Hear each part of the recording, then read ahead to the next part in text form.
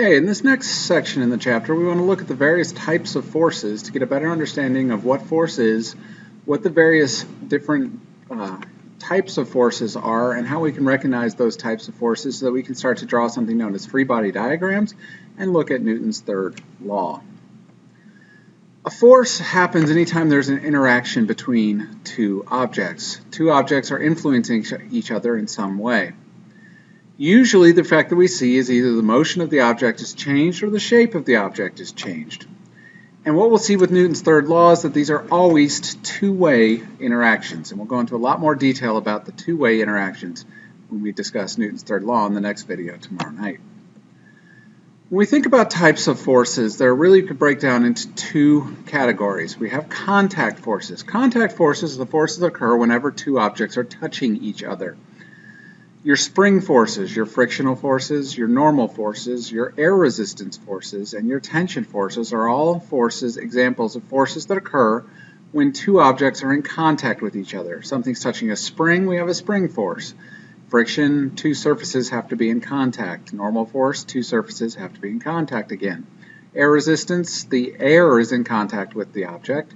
Tension force, the object is in contact with some sort of rope, string, wire.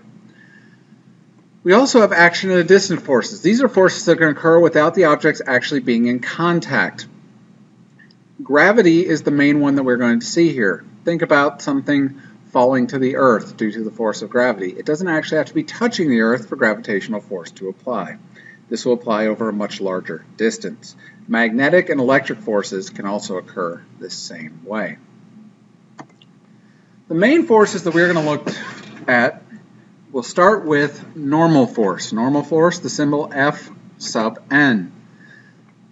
Normal force is the force that exists anytime one object is in contact with another object. Anytime two objects are touching each other, they will push on each other with what is known as a normal force. This is the most common force that we're going to see, and this is why it's called the normal force, because it's the normal force that we're used to dealing with. The force is always exerted perpendicular to the surface that's in contact. So if you have two objects touching each other, if you find the surface, the force will go perpendicular to that surface, and it will go away from the object exerting the force. So if you're pushing on something else, it will go away from you, the normal force that you are applying, perpendicular to the surface that is touching. This only can occur when two objects are actually in contact with one another. Next one is a tension force. Tension force occurs anytime we have a string, cable, cord, rope that is exerting a force by pulling on an object.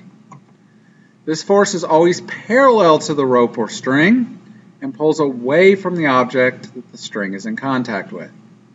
So if you're connected to a string, the tension force would pull away from you, parallel to that rope. The direction of forces is very important. Forces are vectors. So they do include both a magnitude and a number of newtons and a direction. This only occurs when it's connected to a string, rope, cord, something like that, and when the string is taut, meaning pulled tight. If you have a string that's loose and not pulled tight, there's no tension force being exerted. Think about Quasimodo, Hunchback of Notre Dame, and when he pulls on the rope for the bells, that's a tension force being pulled up on him, balancing out his gravitational force.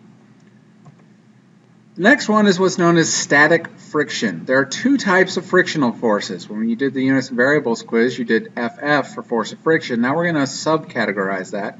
Static and kinetic.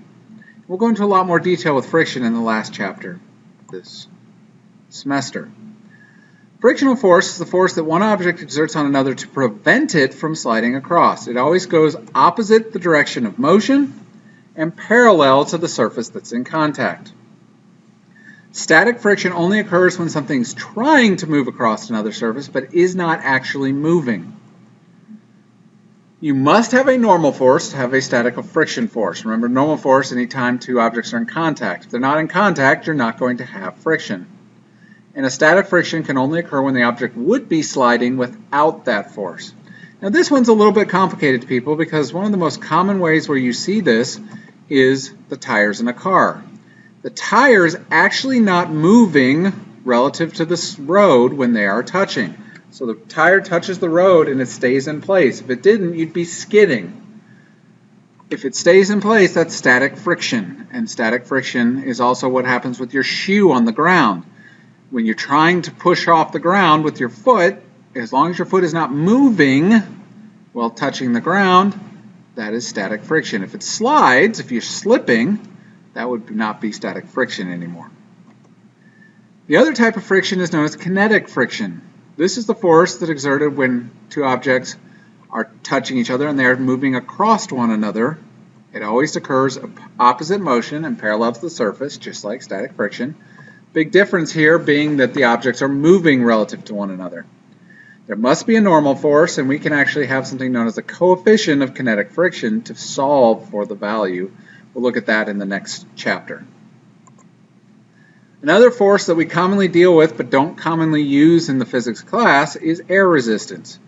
This is the force of air that opposes the motion of an object relative to it. It's always in the opposite direction of motion and occurs whenever an object moves through the air. We do not normally consider this force when doing problems in this course. But an airplane, lots of air resistance, the air moving relative to the object. As long as there's air and you're moving relative to the air, then you're going to have some force of air resistance. There are a lot of variables that go into determining the force of air resistance, which is why we do not calculate it in most of our problems. Spring force, the force created by a spring that is stretched or compressed, pulled apart or compressed down. Stretched springs always pull towards the center of the spring. So if you're pulling a spring out, stretching it, the spring force is pointed in towards the center. If you compress a spring, it pushes outwards away from the center. Only present when there is a spring and it is stretched or compressed. If you just have a spring its normal length, it doesn't exert any force. But when you compress it, it pushes out. When you stretch it, it pulls back in. Gravitational force. This is the force of attraction between two objects caused by their mass.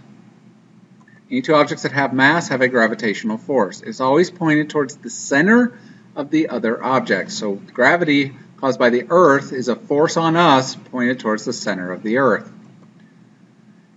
It only occurs when two objects have mass.